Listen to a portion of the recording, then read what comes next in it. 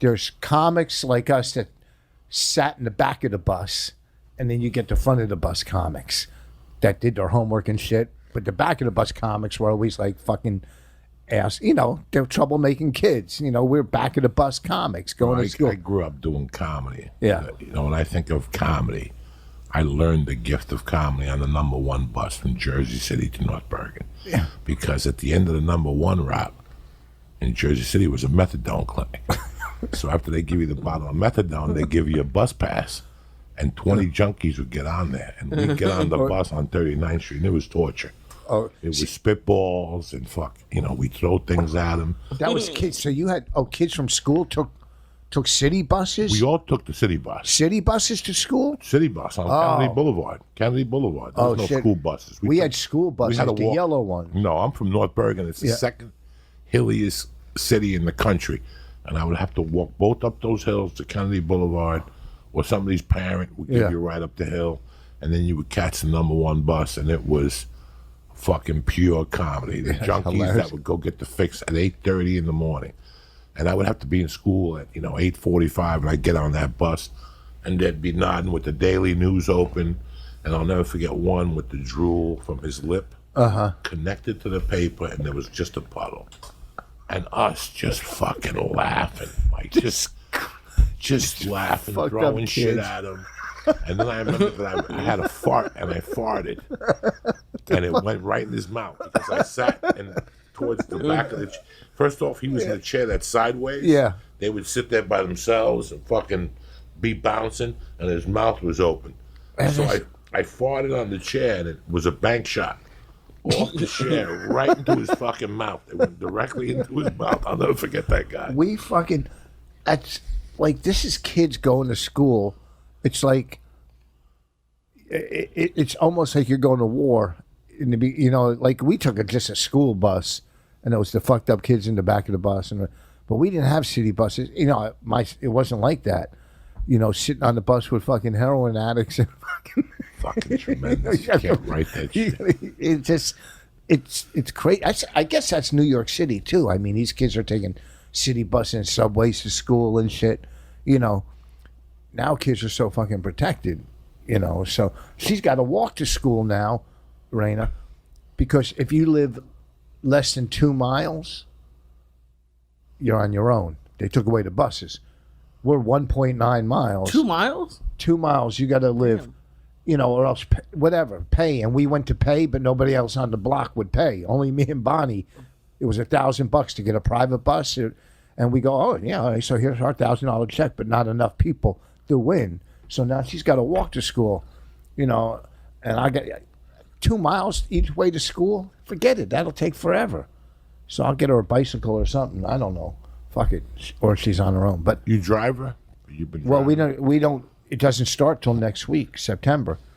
Last year she was in middle. No, now she's in middle school. She was in 5th grade and had a bus. But now 6th and 7th middle school don't have a bus. Yeah, she can't walk no. 2 miles. What? I was in 6th grade last year. You were in 6th grade last year. Oh, you were in 6th grade. Sorry, mind your business. What's the big deal? No one's going to question us.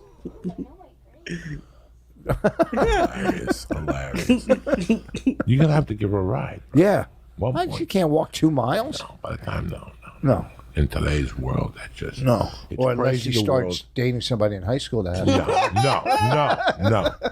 It's crazy in today's world how we were raised, and especially you and I, and how protective. Like, I wouldn't let my daughter walk to Laurel Canyon. I wouldn't let my daughter walk to...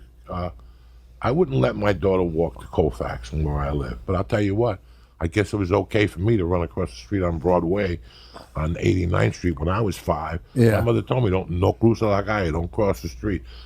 Me and my buddies would cross the street just to see if we wouldn't get hit by a car. You understand? So, like, I'm a hypocrite because when my wife came home a couple of weeks ago and told me the camp was taking her to the beach, I almost had a heart attack. I'm like, you didn't tell me about this in the beginning. She goes, yes, I did.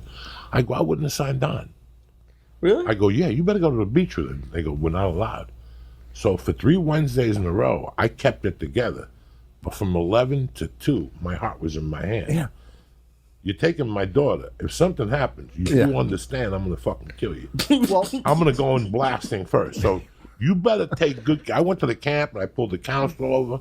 I tried to give her half a yard to let her know that if you take this half a yard, you're responsible. Something happens to this kid, I'm going to break your fucking skull. Do you understand? They took him to the museum in Long Beach, which I was petrified. Yeah. Meanwhile, it was okay for me, for the school to take me to the, where they took, in New York and New Jersey, your first trip was the Statue of Liberty, whatever. And I still remember being in North Jersey and them taking us to Betsy Ross's house in Philadelphia and the Nutcracker Suite and whatever, you know. And no, my mom didn't complain. She signed the waiver. Well, we used to.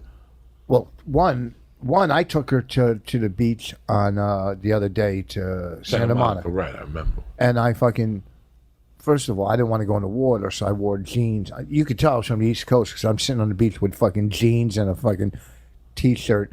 But I had to walk down to the water to watch her, and she's going all the way the fuck out.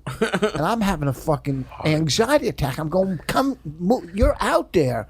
I don't want to fucking I don't want to fuck my wallet up and my phone going in to save you. Move the fuck in. And I'm having anxiety attacks. And I couldn't even imagine somebody else, and I'm not there. And she's, you know what I'm saying?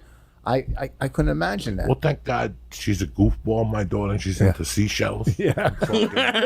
She's into catching those live little crabs. That's what she was doing. Thank God. Thank God. She likes the water a little bit, but thank God. You know, but I'm a hypocrite because, you know, I wouldn't let her. If she came to me today and said, I'm going to walk to the corner on Colfax, there's a little liquor store there. Right. They sell candy. I would absolutely tell her no. It's 60 yards. Yeah. But at 6, I don't know how many times I made the jaunt. I used to walk to school from kindergarten till we took the bus. I mean, I would kindergarten, first grade, and I was walking, you know, whatever, half to school back then. Everybody walked to school back then. We didn't have a bus. I didn't have a bus till 5th grade because it was way far. And junior high school, I don't know because I didn't really go that much. I just went to sell weed. I went Did you to quit school. high school? Huh? Did you quit high school? Man, I was in 10th grade. I was in English class. I go, can I go to the bathroom? He gave me a pass, and I never came back. Really? But I would just go to school 4th, 5th, or whatever, lunch periods. And I hang out in all 3 lunch periods with different crews. And I sell some smoke up there or get high, hang by the heater where it was warm. And then, you know, fucking go home. Did you ever get your GED? No. I got mine. You got one? I had one before. I had to get one before you go to prison. Oh. So your point levels go up, so that they don't put you in a shitty prison. We're going in like fucking Marines. You understand me? Welcome to church, motherfucker.